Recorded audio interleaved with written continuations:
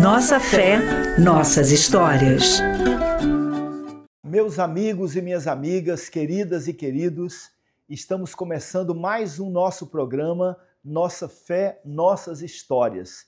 Que alegria poder encontrar com você aqui nas ondas da Rádio Catedral FM 106.7.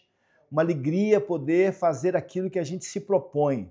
Hoje é o nosso segundo programa. É um programa que vai até você, mas que quer também interagir, que quer dialogar com você, que quer conversar com você. Esse nosso programa, ele tem um objetivo muito claro. Desde que combinei com o Padre Omar que a gente o faria, eu disse que esse programa quer fazer algo que no mundo está faltando muito, que é o diálogo. É um espaço de diálogo, é um espaço de conversa, é um espaço que eu quero interagir com os meus convidados e também interagir com você. E por isso, já vou logo deixando aqui um telefone de WhatsApp. Se você quiser um dia vir participar comigo, ou quiser mandar uma ideia, Raymond, faça isso, fale sobre aquilo, eu estou inteiramente aberto e disponível. O nosso WhatsApp é 21 96498 0394. Repetindo, 21 96498 0394. Quero agradecer à Rádio Catedral por essa oportunidade e dizer a vocês que a gente está aqui para fazer a nossa conversa. E quero agora convidá-lo a um momento de reflexão. O nosso quadro agora chama-se Andar com Fé. Andar com Fé. Vou tomar aqui o telefone à minha mão, porque a minha reflexão está aqui no telefone que eu quero partilhar com você. Hoje eu quero falar sobre algo que é fundamental na vida de todo aquele e aquela que segue a Jesus de Nazaré. Todo aquele e aquela que segue o projeto de Deus, que é o diálogo, o amor. Amar a Deus, portanto, eu já começo afirmando, amar a Deus é amar o próximo. Nós nascemos para ser amados. Nascemos como fruto de um amor que alguém teve para conosco, que nos desejou e que nos trouxe a vida e que de nós cuidou. Mas eu quero também afirmar que o amor é um sentimento indispensável. Se ele não existe, nossa vida murcha. Se ele não existe, nossa vida perde o sentido. Mas é preciso também afirmar que Deus amou a gente por primeiro. Primeiro nós fomos amados e fomos chamados a amar. Ele deu para nós uma condição que não está muito distante. Não está lá no final do mar, ou nas alturas do céu, na profundidade dos oceanos. Não. Essa possibilidade de amar está no nosso coração, na nossa vida, no nosso dia a dia, no nosso encontro com as pessoas. E por isso, nessa reflexão, eu quero falar também de amor e quero falar de cuidado. E aí te faço uma pergunta.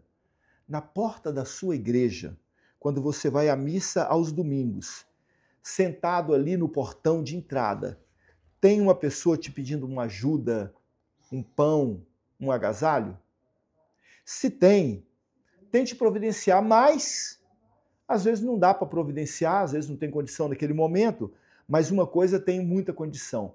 Não se esqueça de se aproximar, perguntar o nome, chamar pelo nome, dar um bom dia, cumprimentar. Parece besteira, mas não é. E isto pode ser revolucionário para você e para aquela pessoa com quem você se encontra.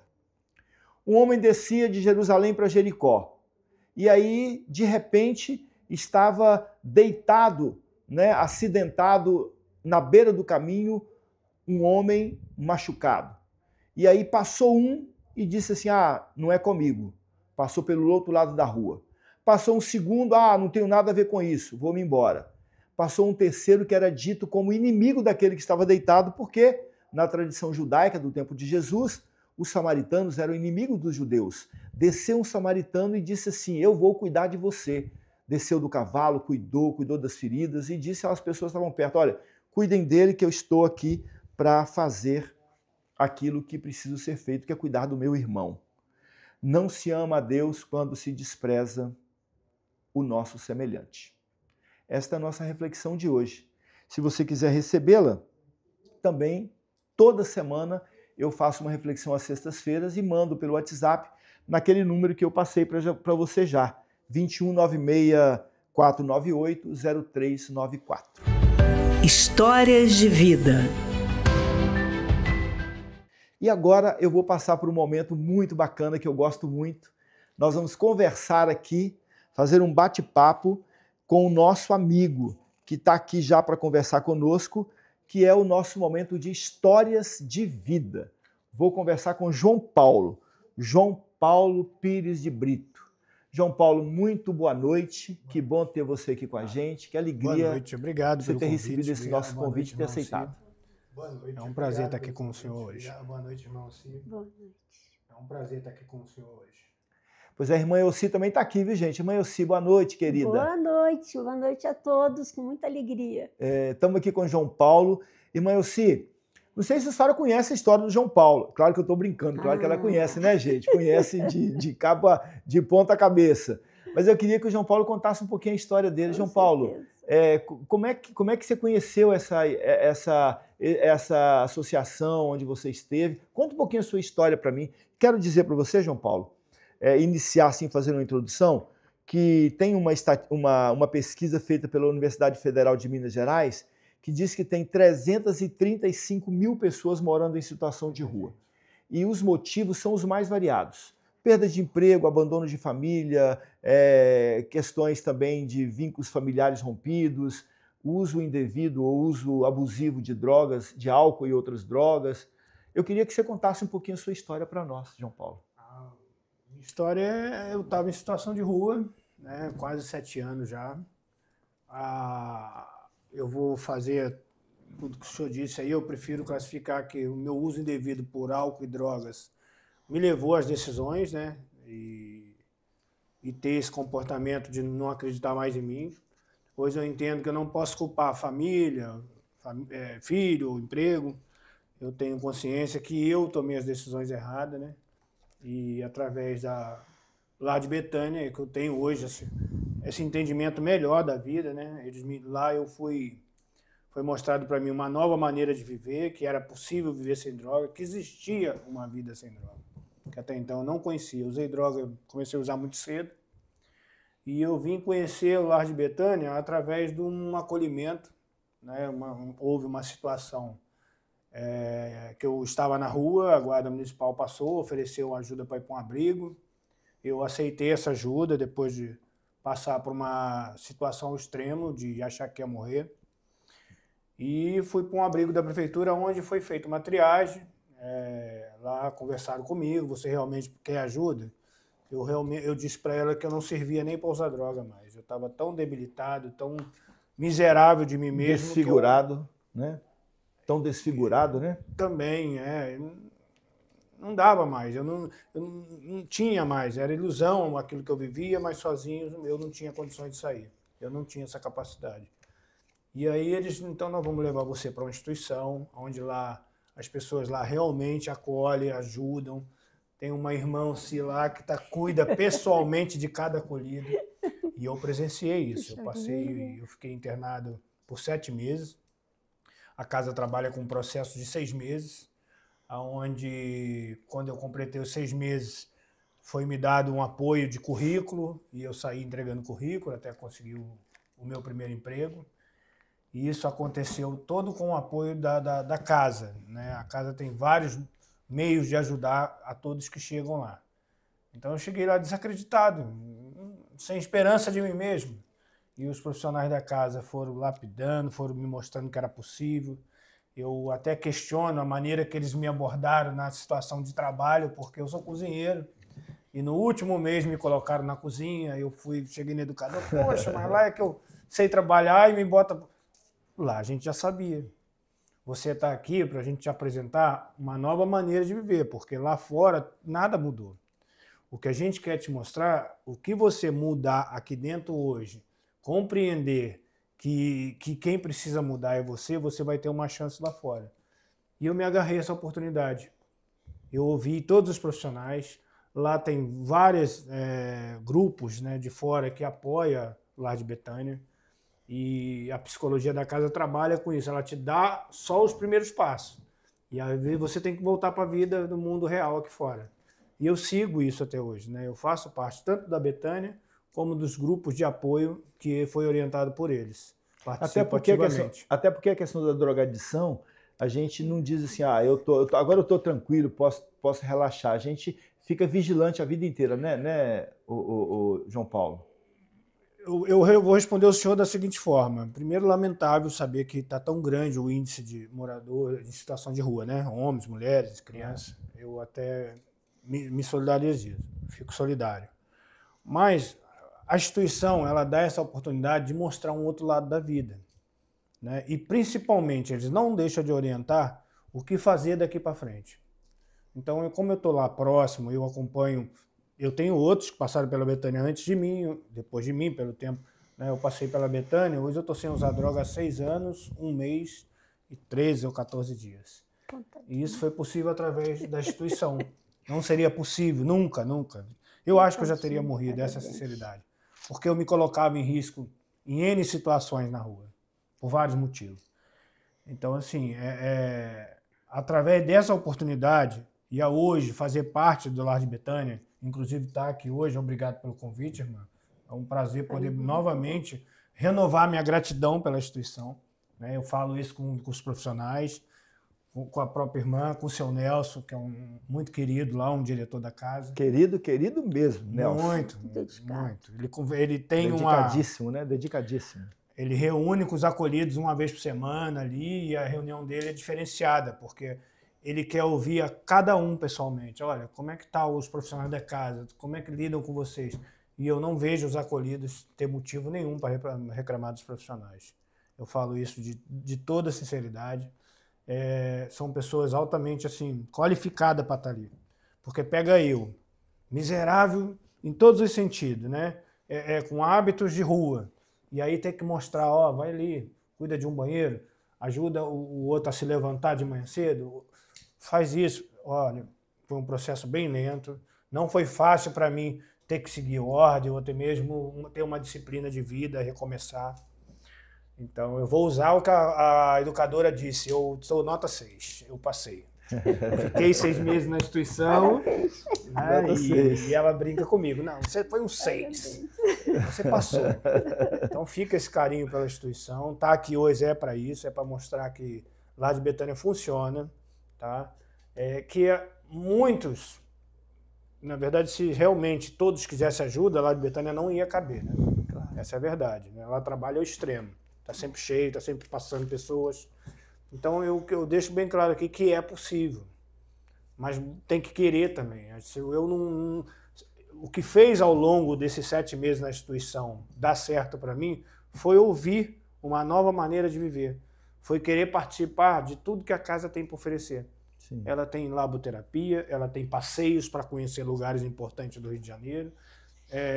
Tem a oração, que é o legal da Betânia lá, por ser uma casa católica, cada um pode ter sua religião, desde que respeite o horário das reuniões, da oração da casa. Então, assim, ela dá várias ferramentas, para mostrar que é possível recomeçar, é possível trazer a família para perto. A instituição me deu tudo isso de volta. Quando você foi para Betânia, você era mais livre na rua ou mais livre dentro de Betânia? Com certeza na Betânia. Né? A rua não tem parede, a rua não tem grade, a rua não tem janela, a rua não tem porta, e você era mais livre em Betânia do que na rua. Porque eu me sentia invisível. Era uma sensação que eu sentia isso. Todo mundo vai para um lado e eu sozinho para o outro. E eu tendo consciência daquilo e não fazer nada para mudar aquilo. Hoje, o meu lado profissional, que deslanchou, né, por tudo que eu fui fazendo na instituição, e aí peguei gosto pela vida de novo, hoje... Só por hoje, né? Tem uma programação que eu sigo. Sim. Agora, dando continuação, depois que eu passei pela internação. Eu não quero nunca mais usar droga só por hoje. Eu realmente estou tendo a oportunidade de recomeçar, reconhecer o tanto que eu errei ao longo da vida com o uso de droga. Fica aqui o meu reconhecimento, entendeu? Que eu poderia ter sido algo bem maior se eu não tivesse me perdido em algum momento da vida. Eu quero agradecer muito a você, viu, João Paulo? Agradecer o seu testemunho. O nosso programa se enriquece com a sua experiência. A gente aqui, o programa, a gente tem o propósito de dialogar com a dimensão da fé e das nossas histórias. Nossa fé e nossas histórias. Agradecer muito a você também. A gente vai fazer uma pausa e eu vou daqui a pouquinho conversar com a irmã Elci. Mas antes disso, quero falar com a irmã Elci. Irmã Elci, só está com um livro na mão. Mostra esse livro para nós aí. Que livro é esse? Conta aí para mim. A vida é feita em mosaico. Deixa eu pegar. Era um presente para ti mesmo. Presente para mim. Porque nesse mosaico de vidas está a tua ação também. E nós somos muito, muito agradecidas, deputado Raimon, porque antes de estar na política, já estava em Betânia dando catequese bíblica. A gente vai falar sobre isso daqui a pouquinho, mas eu quero fazer um pedido para a irmã Elci aqui. Irmã Elci, me dá 5 livros desse para eu dar para os meus ouvintes? Com certeza. Olha só, você quiser receber esse livro aqui, olha, Mosaico de Vidas, você manda para nós uma mensagem lá no nosso telefone de WhatsApp, 21 96498 0394. Um mosaico de vidas para você conhecer a história do João Paulo, a história dos acolhidos de Betânia, a história dessa instituição que eu amo, que faz parte da minha vida também. A gente volta daqui a pouquinho. Um abraço. Nossa fé, nossas histórias. Queridas e queridos, estamos aqui de volta com o nosso programa Nossa Fé, Nossas Histórias, aqui pela Rádio Catedral FM 106,7. Vocês acabaram de ouvir aí, de ver a história do João Paulo, que estava comigo aqui no estúdio, uma história comovente, uma história que, de certa forma, nos impulsiona a caminhar com fé, a caminhar com compromisso de transformar a nossa vida e a vida do nosso país, do nosso planeta. Quero lembrar para você o nosso WhatsApp. Se você quiser comunicar-se conosco, olha, 21 96498 0394. Se você também quiser receber a nossa reflexão semanal, uma reflexão que eu faço toda sexta-feira, que chega por WhatsApp, manda para esse WhatsApp a seguinte palavra, reflexão. Aí nós vamos entender que você quer receber a reflexão e vamos mandar para você. Pois bem, agora estou aqui com 2 companheiras queridas que são companheiras também desta luta, né, em favor da população em situação de rua. Está aqui a irmã Elci Zerma, que é essa querida irmã Pia Discípula, né, irmã das Pias Discípulas, e que há 25 anos começou debaixo de um viaduto. Quer contar essa história para nós? E hoje tem a ASAB, a Associação Amigos de Betânia, a Casa de Betânia. E também a Tânia Ramos, essa companheira que é membro também do nosso CIAMP Rua, o Comitê Intersetorial de Monitoramento e Acompanhamento da Política Pública para a População em Situação de Rua, que está aqui no estúdio com a gente. Irmã Elci, muito obrigado pela presença. Tânia, muito obrigado pela presença também. Diga um oi para os nossos ouvintes, nossos telespectadores. É com alegria que eu quero saudar todos os que estão nos acompanhando nesse programa, porque é um programa que nos envolve, né? Como Jesus conseguia atingir corações, nós também queremos atingir corações hoje, né? Renovando aquela proposta que nós temos que olhar para o nosso irmão e viver aquela parábola do bom samaritano que o deputado acabou de mencionar, né? E eu quero saudar o deputado porque ele, antes de entrar na vida política, já estava em Betânia conosco, dando Bíblia, umas lições de Bíblias muito boas para os nossos acolhidos, e continua ainda hoje com uma performance, com uma maneira muito maravilhosa, nos apoiando para o nosso trabalho, que é árduo. Mas lindo. Lindo. E que exige, inclusive, transporte para o alimento, como chegou aqui ao longo da sua emenda parlamentar. Isso mesmo. Que eu aproveito a oportunidade para agradecer mais uma vez, deputado. Estamos juntos. Porque quando a gente encaminha essas possibilidades que existem, né, de fazer o bem para projetos sociais, pessoas que precisam eu tenho certeza que a bênção de Deus é abundante. Não tenha dúvida. Muito obrigada. Tá? Obrigado também. Tânia Ramos, querida. Bom dia. Bom dia. Boa noite. Boa noite. Já está de noite. Já está de noite, a gente não vê o tempo passar. Mas agradecer, Raimon, a oportunidade de estar aqui, né? Falar um pouco sobre qual é o papel hoje, não só das pessoas que estão dentro do CIAMP, mas também qual é o papel das pastorais sociais, né? Sim. Porque eu sou oriunda de pastorais sociais e hoje eu estou dentro da Pastoral do Povo da Rua e a gente acompanha o coral, né? Falando sobre o Bom Aliás, Samaritano... esse coral é uma maravilha, né, Tânia? Pois é. Assisti esses dias o hino nacional brasileiro cantado pelo coral de pessoas em situação de rua, que é encantador. Pois é. E assim, o que a gente tenta trazer através do coral é a vida, né? Eu acho que essa junção entre a pastoral, o coral, o CIAMP é uma renovação de vida. Porque a gente, como pastoral, a gente trabalha o dia a dia, a nossa fé, a nossa atuação como cristão. O coral é aquele que vem ao nosso encontro. E né? a autoestima deles se sentindo num coral, né? Pois é, sai das paredes da catedral e vai para o mundo, né? Certeza. Vai para a vida, vai para o dia a dia. E o CIAMP, que a gente está lá para dizer, olha, tem que ter políticas públicas para a população em situação de rua. Precisa. Que a partir do momento que sair do papel, irmão, que essa política pública possa vir e dizer assim, a gente conseguiu, a coisa muda, né? Porque aí vamos ter uma política verdadeira para a população em situação de rua.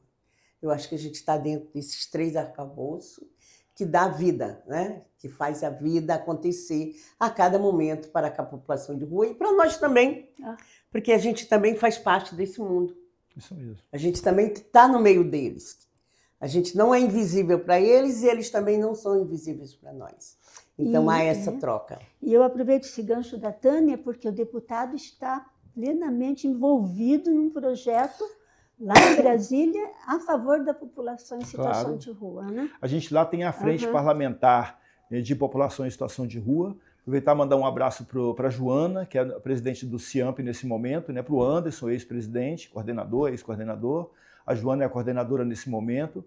E nesse momento, no Brasil, as pessoas que coordenam o CIAMP, tanto o Anderson e agora a Joana, são pessoas que têm trajetória de rua. Então, não falem de nós sem nós. E quando a Tânia fala de política, irmã Elci, política para quem precisa, política para quem precisa de política. Com certeza. E quem precisa de política? Todo mundo. E a população em situação de rua também precisa da política.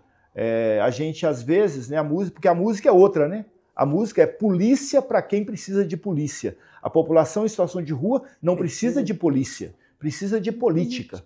Então eu mudei a música exatamente para isso, para dizer, nós precisamos construir política e política pública, para dizer assim, olha, é possível transformar a vida das pessoas. Claro que elas têm que querer, como o João Paulo há pouco falou aqui, né?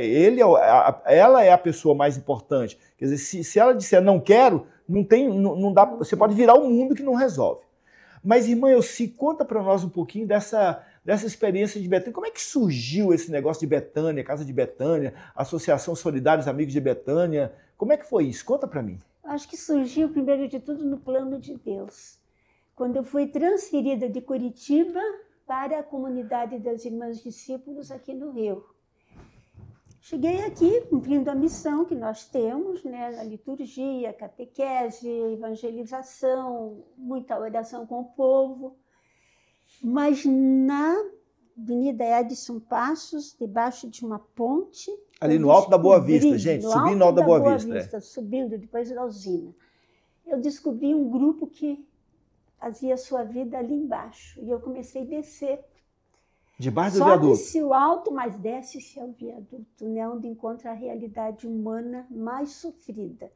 Eles escavavam a terra mais profundo, embaixo dessa ponte, para fazer os leitos deles, onde eles colocavam os papelões para dormir.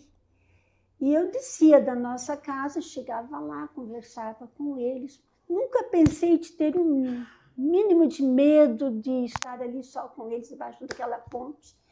Tirava algum lanche, conversava, via a realidade. E comecei a chamar o pessoal da paróquia São Camilo, que era da pastoral missionária, para a gente dar Querida um paróquia São apoio Camilo. a eles. Querida paróquia. Muito, muito. Mas eu vi que não era suficiente. Você mandava para médico, para documento, dali um pouco eles não tinham moradia. O que a gente fez? Deus me inspirou a criar o projeto Betânia. E aí o projeto estava escrito como começar. As portas se abriram e eu fui convidada por uma amiga. E Betânia, só para o pessoal se ligar com isso, né? Betânia é uma casa onde Jesus, nos momentos do seu cansaço, ia se encontrar com Lázaro, Marta e Maria, seus 3 amigos preferidos. E lá ele ressuscitou Lázaro. Exatamente. E hoje nós dizemos, os Lázaros que estão na rua, nós dizemos como Jesus, saia da rua, vem para dentro. Que legal. E Jesus disse para Lázaro, Lázaro, vem para fora do sepulcro. É isso mesmo. Né? É esse convite que está a portas abertas, 2 unidades nossas, uma em Santíssimo, com 40 vagas, e outra aqui na freguesia, Jacarepaguá, com 50 vagas. Eles passam por ali para saírem para uma reinserção na família, na sociedade, no trabalho. E a gente só dá graças a Deus porque sozinho nós não somos nada. Nós temos o apoio muito grande da população e precisamos disso. É o povo que nos ajuda.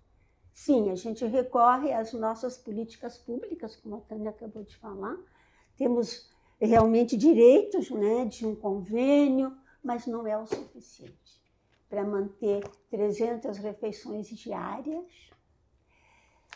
saúde, documentação, tudo. Eles chegam desprovidos de tudo. Lá tem assistência social? Temos uma equipe multidisciplinar, Ótimo. onde eles passam pelo serviço social, psicologia, educadores, e também educadores artesãos, nas oficinas diversas, onde eles aprendem várias atividades para a inclusão no trabalho. E eles fazem um pouco de tudo na casa, como aprendizado, como experiência. Para entender também que a casa é deles, né? É deles, eles ajudam a cuidar e aprendem e já saem de lá com horas de experiências para um currículo bom no mercado de trabalho. Que bacana. E são imediatamente, quando falam que há dificuldade de emprego, para nós não está tendo. Cada vez que é encaminhado, eu já volto. Estou com emprego. Olha estou no hotel, estou no restaurante, estou... Assim. Ramon, eu acho que essa experiência que a irmã traz, ela trabalha com a rede, né?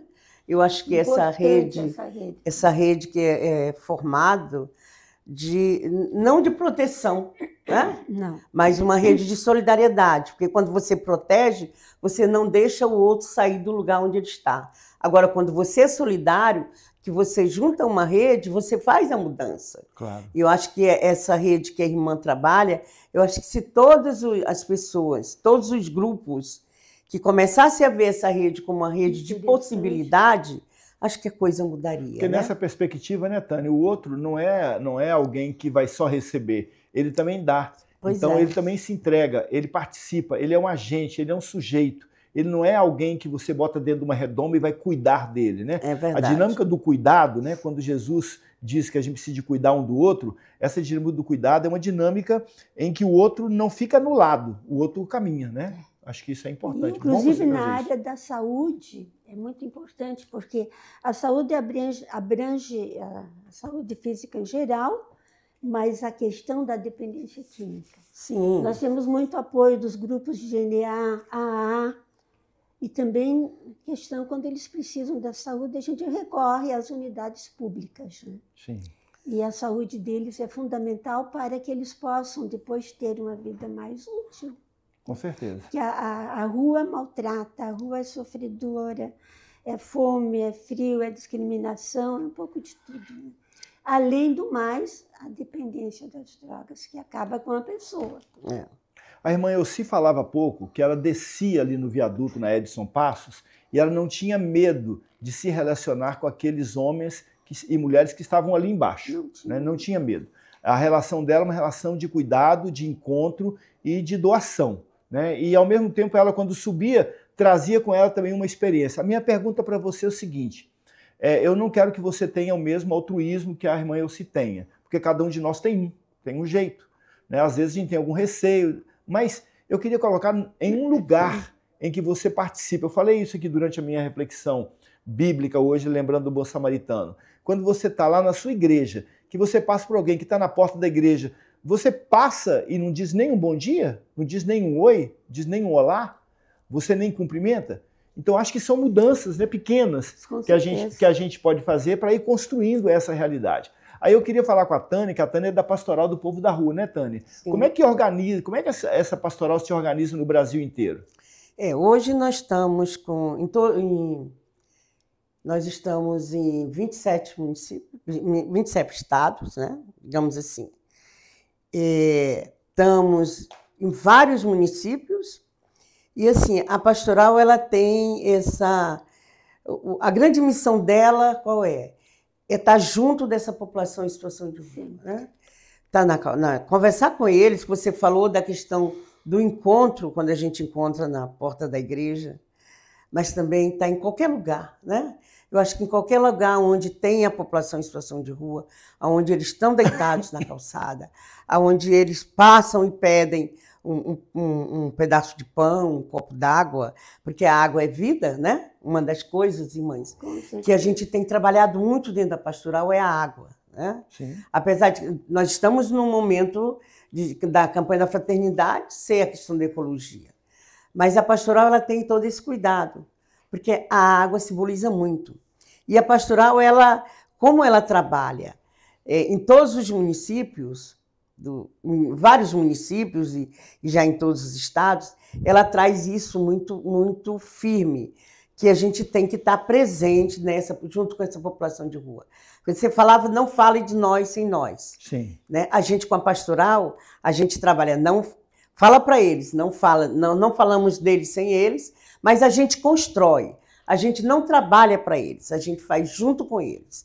Que eu acho que é esse o grande diferencial hoje da pastoral a pastoral transforma a vida, né?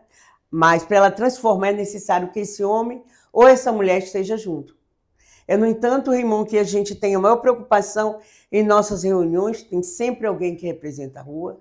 Em nossas assembleias a nível nacional, está sempre alguém representando a rua. Por quê? Porque a rua é o momento mais simbólico deles de trazer quais necessidades que ele tem. Porque eu não sei qual é a tua dor, né? É você que sente ela. Eu simplesmente vou trabalhar junto com ela. Sim. Então, quem sente a dor do frio, a dor da falta de alimento, a dor da água, né? É eles. Né? Então, eles vêm junto com a gente para que a gente consiga trabalhar através dessas dores, que são as dores da rua, uma política. Né? Nós vamos dar uma paradinha agora, a gente fazer um intervalo. Eu quero agradecer já, mas nós continuamos aqui. Nosso papo ainda continua daqui a pouquinho. E dizer que lá em Brasília está sendo votado agora um projeto de lei que diz que o dia 19 de agosto é o Dia Nacional de Luta da População em Situação de Rua. A gente vai falar sobre isso daqui a pouquinho. Fica aí com a gente. Grande abraço, paz e bem. Aguenta que a gente volta já. Nossa fé, nossas histórias. Olá, pessoal. Voltamos aqui com nossa conversa. Eu estou aqui gostando muito dessa conversa com a irmã Elci e com a Tânia Ramos. E quero dizer para vocês que quem quiser conhecer também, eu acho importante, viu? Muito importante conhecer lá a Casa de Betânia. Eu vou dizer aqui, olha, para vocês daqui a pouquinho, o Instagram da Casa de Betânia e o telefone, é importante a gente estar lá. Eu quero, iniciando aqui esse nosso terceiro bloco, dizer para a Tânia e para a irmã Elci que quando eu assumi a presidência da Comissão de Direitos Humanos, Minorias e Igualdade Racial na Câmara dos Deputados, eu chamei atenção para mais de 335 mil pessoas que vivem em situação de rua, como um exemplo do grande desafio que a gente tem lá naquela comissão, que tem que fazer política para as minorias, que na verdade nem são tão minorias assim. Imagina, 335 mil pessoas morando nas ruas do Brasil. O sudeste do Brasil concentra 63%. Rio, São Paulo, Belo Horizonte e Rio, São Paulo, Minas Gerais e Espírito Santo, 63%. Mais de 200 mil pessoas vivem em situação de rua nesses nossos 3 estados. Então tem uma luta de fato muito grande. Então eu estou aqui trazendo essa informação para dizer que essa é uma preocupação de muitos deputados lá na Comissão de Direitos Humanos. Por exemplo, tem uma deputada do Rio Grande do Sul que está denunciando agora a morte da população em situação de rua pelo frio do Rio Grande do Sul e está dizendo uma coisa muito séria. Não é o frio que está matando, o que está matando é a falta de política. Né? Que está matando não é o frio, está faltando é o desprezo da população em situação de rua. Então, queria o comentário da irmã Elci e da Tânia, começando com a irmã Elci, um pouco nesse tempo de inverno, né, irmã Elci? Como é que os grandes desafios aumentam ainda, né? Aumentam porque em regiões mais quentes, o Rio ainda é mais privilegiado.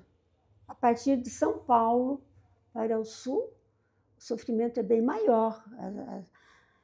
Curitiba, Santa Catarina, Rio Grande do Sul, essa população sofre mesmo porque abrigo não tem muito.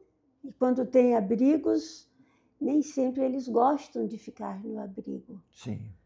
Eu vejo com os que vêm para Betânia, muitas vezes eles dizem, mas na rua estou mais tranquilo, estou com menos medo do que eu estar lá no meio dos outros colegas que têm mais risco. Às vezes eles falam até isso, a droga. Mas a situação do sofrimento, a fome e o frio matam. Sim. E Betinho diz, a fome não espera. Tem pressa. Tem pressa. E se nós corremos, nós vamos dar o alimento aos seus irmãos. Não só, eu digo, o alimento físico, que muitas vezes eles recebem as quentinhas, tem muita pessoa solidária distribuindo alimento na rua, até cobertor, mas o alimento, o agasalho do acolhimento. Sim. E da esperança. Quando eles chegam e você diz que tem esperança, você vai recriar a cidadania, os vínculos com a família, a possibilidade do emprego, de uma vida digna, brilha nos olhos deles. A esperança. E isso dá alegria ao nosso coração também. Claro.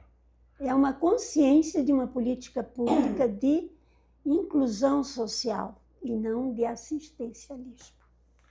Tânia, como é que é aqui no Rio de Janeiro, que a gente tem passado uns dias bem frios, né? Que notícias que você tem? Quais os caminhos que a gente está fazendo? A Pastoral do Povo na Rua, a cidade, como é que está se organizando para enfrentar o frio, de modo particular com a população em situação de rua? Olha, Raimundo, a gente como pastoral, a gente está aí nas trincheiras, né? A gente está fazendo grandes campanhas sobre a questão dos agasalhos, sobre a questão dos cobertores. Ontem eu soube que a paróquia lá de Cristo Rei, que é o Padre Miraldo, que é o Vaz Lobo, abriu as portas para acolher o pessoal que está na rua. Assim também temos o pessoal lá do shopping, que iniciou há muito tempo, né? Acho que há 3 ou 4 anos atrás, até com uma perspectiva também ligada com o povo dali daquela região da pastoral. E ali se transformou hoje com um convênio com a prefeitura de acolher o pessoal ali no Norte Shopping. Mas, assim, eu acho que falta muito mais, né? A população de rua, ela está a mercê tanto da questão da variação do clima, né? Muitas vezes é o calor, a gente tem um calor infernal aqui no Rio, sim, no período de janeiro e fevereiro, que vai a 50 graus, falta água, e chega o frio, falta cobertor, né? Acho que essa junção dessas duas coisas, ela tem que estar no dia a dia. Ela tem que ser um produto que seja adquirido pela população de rua nessas duas variações de tempo.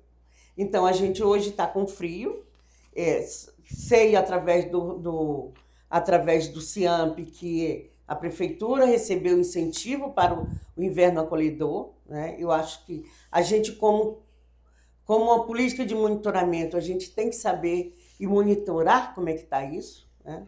Nós aqui no Rio, nós não temos o CIAMP municipal, que seria o espaço onde poderíamos estar monitorando toda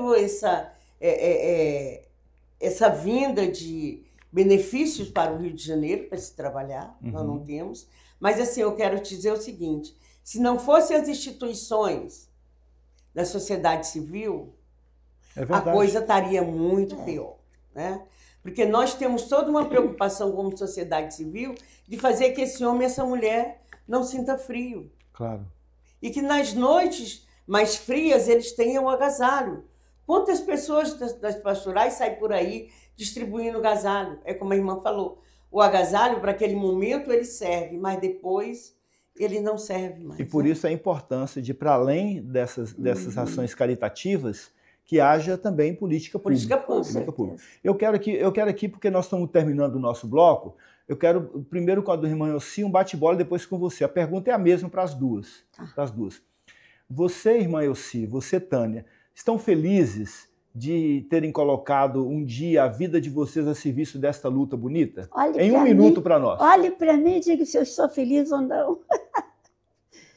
Para mim é um chamado de Deus, uma alegria profunda, e eu agradeço a Ele de ter me colocado, de um dia ter me colocado ali pertinho do viaduto que sobe ao alto da Boa Vista, e eu decido lá embaixo, e ali a inspiração de eu me voltar para esse público-alvo, de ver esses irmãos ali e poder dizer, meu Deus, me ajuda a fazer algo. E ele me ajudou, porque dali nasceu a inspiração de criar a Associação Solidários Amigos de Betânia, que hoje ela é assim um berço, uma acolhida para esses irmãos e uma oportunidade para muitas pessoas fazerem o bem comigo, não sozinha. Só eu, com Deus e os irmãos, eu posso fazer alguma coisa. Feliz da vida. Contrário, nada. Feliz da vida. Feliz da vida. Tânia. Sim, irmão, eu sou feliz com essa... com essa luta. Com essa luta, porque isso, digamos assim, que foi um chamado, né? A gente recebeu em 1999, a gente recebeu um chamado muito rápido, irmão. A gente recebeu um chamado de Dom Eugênio na época. Abram as portas das igrejas para acolher as pessoas em situação de rua na noite de Natal. Foi a minha inspiração. E aí foi da onde começou o nosso trabalho, foi dali. Porque já existia alguns trabalhos, mas não organizados com a população em situação de rua. E aí, nessa época, eu era da pastoral operária. E aí, eu conversando com o Manangão, que a gente trabalhava junto, ele dizia, é um público que já foi trabalhador e que hoje está na rua, vai, se joga. E foi daí que começou. Então, eu sou muito grata, eu gosto do que eu faço, eu vivo o que eu faço, de uma maneira assim que isso me dá alegria, mesmo nos momentos mais críticos, como a gente está vivendo hoje, a alegria de encontrar com essa população de rua me renova a cada dia. Muito bom. Olha só, duas mulheres, e eu quero me somar a vocês também, que também sou feliz de ter recebido de Deus essa pauta para a minha vida, porque esta é uma causa de vida, uma causa das nossas vidas. Quero convidar você que está acompanhando a gente nesse programa, Nossa Fé, Nossas Histórias, para também fazer contato conosco pelo telefone de WhatsApp 21 9648 0394 e convidá-lo para uma oração. Momento de oração. Senhor, fazei-me instrumento de vossa paz. Onde houver ódio, que eu leve o amor. Onde houver ofensa, que eu leve o perdão. Onde houver discórdia, que eu leve a união. Onde houver dúvidas, que eu leve a fé. Onde houver erros, que eu leve a verdade. Onde houver desespero, que eu leve a esperança. Onde houver tristeza, que eu leve a alegria. Onde houver trevas, que eu leve a luz. Ó Mestre, fazei que eu procure mais consolar que ser consolado, compreender que ser compreendido, amar que ser amado, porque é dando que se recebe, é perdoando que se é perdoado, e é morrendo que se vive para a vida eterna. Amém. Muito obrigado por sua presença aqui conosco. Um grande abraço, nossa saudação franciscana de paz e bem. Nossa fé, nossas histórias.